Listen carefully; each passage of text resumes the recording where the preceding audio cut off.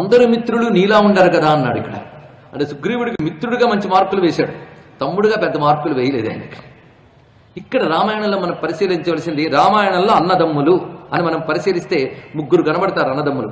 ఒకరు రామలక్ష్మణ భరత శత్రుఘ్నులు, ఒకరు వాలి సుగ్రీవులు, రెండవది, మూడవది రావణ విభీషణులు. ఇక్కడ మనం పరిశీలిస్తే రామలక్ష్మణ భరత శత్రుఘ్నుల ధర్మము అసలు సందేహించడానికి లేదు. వాలి సుగ్రీవులు రావణ విభీషణుల గురించి ఆలోచించాలి. ఇక్కడ వాళ్ళు తప్ప, వాళ్ళు గొప్ప తమ్ముళ్ళుగా ఉండలేకపోయారు. దానికి కారణం ఏంటంటే అన్నలు వాళ్ళని గొప్ప తమ్ముళ్ళుగా ఉంచలేదు. ఇది తెలుసుకోవాలి. ఇక్కడ వాళ్ళు అవకాశం ఇవ్వలేదు. ఎందుకంటే ఒక్కొక్కప్పుడు ఒక ధర్మం నిలబెట్టడం కోసం మరో ధర్మం బ్యాలెన్స్ చేయడం అనేది మహా కష్టం. ఇక్కడ అధార్మికుడైన అన్నగారి వల్ల రాజ్యానికి వంశానికి ప్రమాదం జరుగుతుంది. ఇప్పుడు భ్రాతృభక్తితో అటువైపు వెళ్ళాడా ఇదంతా నాశనం అయిపోతుంది, ఇటువైపు ఉన్నాడా అన్నగారు నాశనం అవుతారు. ఇది చాలా క్లిష్టమైన సమస్య. ఇలాంటి క్లిష్ట సమస్య ఏర్పడింది పాపం వీళ్ళిద్దరికి, అది బాధ ఇక్కడ. అప్పుడు ఏం చేయాలి? తన స్వార్థం కంటే సమూహ క్షేమాన్ని దృష్టిలో పెట్టుకోవాలి, రాజ్యక్షేమాన్ని దృష్టిలో పెట్టుకోవాలి. ఎందుకంటే ఒక అన్నకి తమ్ముడేంతో తాను కూడా క్షత్రియుడే, అది తెలుసుకోవాలి. పరంపరాగతమైనటువంటి రాజ్యము నాశనమైపోకుండా కాపాడవలసిన బాధ్యత తన మీద కూడా ఉన్నది. అందుకు తన మేరకు తాను ప్రయత్నం చేసి అప్పటికీ వల్ల కాకపోతే బయటకు వచ్చారు కనుక వీళ్ళు అధార్మికులు అనరాదు. కనుక సూక్ష్మ ధర్మాన్ని పరిశీలించవలసిన అంశం ఇది. అధార్మికుడిని రాముడు చేరదీయుడు అని తెలుసుకోండి. ఇక్కడ రాముడు అభయం ఇచ్చాడంటే అక్కడ ధర్మం ఉంటేనే కనిపడు. ఇలా చెప్పి ఎలాగే అతనికి అభయం ఇవ్వచ్చయ్యా, రాజ్యకాంక్షతో వచ్చాడా ఇవ్వచ్చు, మనకేం నష్టం లేదు. మిత్రుడిగా వచ్చాడు వదులుకోకుండా తప్పకుండా ఇవ్వాలి. ఒకవేళ నిజంగా కపటంగానే వచ్చాడు అనుకుందాం, అప్పుడు అభయం ఇస్తే ఏమవుతుంది? ఆలోచించేటప్పుడు అన్ని రకాలు ఆలోచించాలండి. ఎందుకంటే నిజంగా కపటంగా వస్తే శరణాగతుడు అయ్యాడు కదా, తప్పకుండా అనుగ్రహిద్దామని ఇచ్చేసామా వాడు కొంప ముంచుతాడు. కనుక శరణాగత వాత్సల్యం కూడా ఎప్పుడంటే అప్పుడు పనికిరాదు. రాముడు లాంటి వాడు చూపించాడంటే వీడు వంచుకుడైనా వాడిని అనచగలను అనేటువంటి నమ్మకం ఉంది, కానీ రాముడు అభయం ఇచ్చాడు. ఇది తెలుసుకోండి ఇక్కడ. ఎందుకంటే కేవలం అనేక వాళ్ళు దండెత్తి భారతదేశాన్ని దెబ్బతీయాలని పరిస్థితిని గజనీ మహమ్మద్కి కేవలం శరణాగత వాత్సల్యం అనేటువంటి ఒక ధర్మానికి కట్టుబడిపోయి పృథ్వీరాజ్ చౌహాన్ చేసినటువంటి ఒక చిన్న శరణాగత వాత్సల్యం పొరపాటు వల్ల భారతదేశం వేల ఏళ్ల బానిసత్వానికి వెళ్ళింది. చూడండి ఇక్కడ. కానీ శత్రువు శరణ వేడినంత మాత్రాన అభయాన్ని ఇవ్వరాదు, తెలుసుకోవాలి. ఆనుపాలను పరిశీలించాలి. మరి రామచంద్రమూర్తి ఇప్పుడు అభయం ఇస్తున్నాడంటే ఆయనకి తెలుసు వీడు నిజంగా నిష్కపటని. నిజంగా కపటంగా వచ్చాడా ఎలా అనొచ్చాలో ఆయనకు తెలుసు. అందుకే సమర్థుడైతేనే శరణాగత వాత్సల్యం చూపించాలే తప్ప ఊరికినే శరణాగత వాత్సల్యం ఇస్తే ప్రపంచానికి ప్రమాదం, తెలుసుకోవాలి ఇక్కడ. అందుకే ఎప్పుడైనా ధర్మాన్ని అప్లై చేసేటప్పుడు ఒకటే ధర్మం కాదు, దాని యొక్క పరిణామాలు ఆలోచించాలి. సమూహ ప్రయోజనాలు దెబ్బతింటాయి, దేశక్షేమం దెబ్బతింటుంది అన్నప్పుడు గొప్ప ధర్మంగా కనబడిన దాన్ని కూడా పక్కకు తిప్పి ధర్మ రక్షణ కోసం అధర్మం లాంటిది చేసినప్పటికీ కూడా అది ధర్మమే అవుతుంది. ఇది తెలుసుకోవాలి. ఎప్పుడైనా ధర్మాన్ని అప్లై చేసేటప్పుడు ఒకటే ధర్మం కాదు, దాని యొక్క పరిణామాలు ఆలోచించాలి.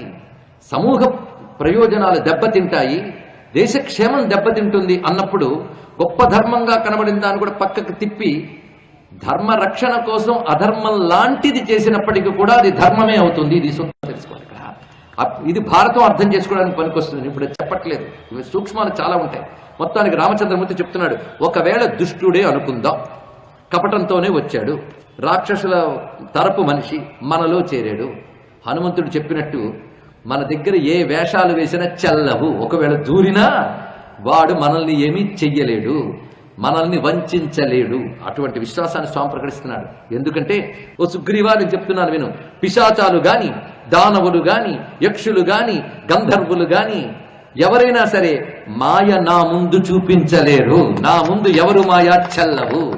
వాళ్ళు గాని నా ముందుకు వస్తే కేవలం నా కాలి వేలి కొనగోటితో వారిని ఎగరగొడతానంటున్నాడు రామచంద్రమూర్తి. చూడండి ఇక్కడ చెప్పేటప్పుడు రాముడు విష్ణువుగా చెప్తున్నాడు. ఆ మాట కేవలం ఆనాడు వానర వీరులకే కాదు, ఈనాడు మనకు చెప్తున్నాడు రాముడు. నా దగ్గర మాయలు చల్లవు అంటున్నాడు రామచంద్రమూర్తి. అందుకే ఎవరు రాముని ఆశ్రయిస్తారో వారిని ఏ ఒక్కరూ బాధించలేరు.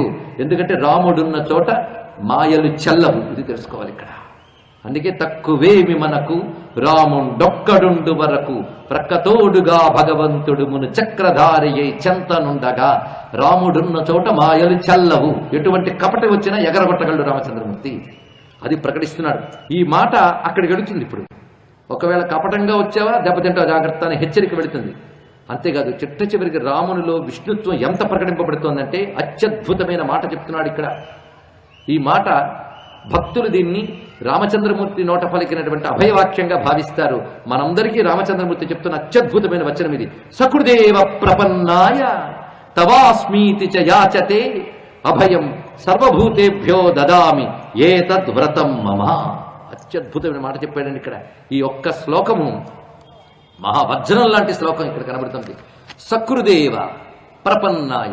సకృదేవ, సకృత్ అంటే ఒక్కసారి, సకృదేవ అంటే ఒక్కసారి మాత్రమే చాలు.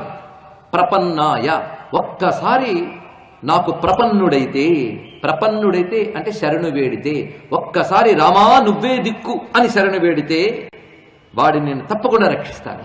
ఎవరి నుంచి రక్షిస్తాను? తవాస్మి ఇది యాచతే, నీ వాడను, నిన్ను శరణు వేడాను అని నన్ను ఎవడైతే అడుగుతున్నాడో వాడిని అన్ని భూతముల నుంచి రక్షిస్తాను. ఇలా శరణు వేడిన అన్ని భూతాలను రక్షిస్తాను అన్నాడు రామచంద్రమూర్తి. ఎంత అందమైన మాట చూడండి ఇక్కడ. భూతములు అనగానే పంచభూతాలు కావచ్చు, ప్రాణికోటి కావచ్చు, సృష్టిలో ఉన్నవి, పుట్టి పెరుగుతున్నవి. భూతములనే శబ్దానికి ఇది అర్థం. అంతేగాని భూత ప్రేత పిశాచాలని కాదు అర్థం. భూతములనగా పంచభూతాలు, ప్రాణికోట్లు, దేవదానవ యక్షుడు అందరూ కూడా కలిపి భూతములు. ఇందులో స్వామి చెప్తున్నారు ఏంటంటే, స్వామి అభయం కావాలి అంటే 2 లక్షణాలు ఉండాలి. ఒకటి ప్రపన్నాయ, రెండవది తవాస్మీతి. ఈ 2 ఉండాలండి. ఉంటే వాడిని తప్పకుండా రక్షిస్తాను అంటున్నాడు. ఇది అభయవాక్యం.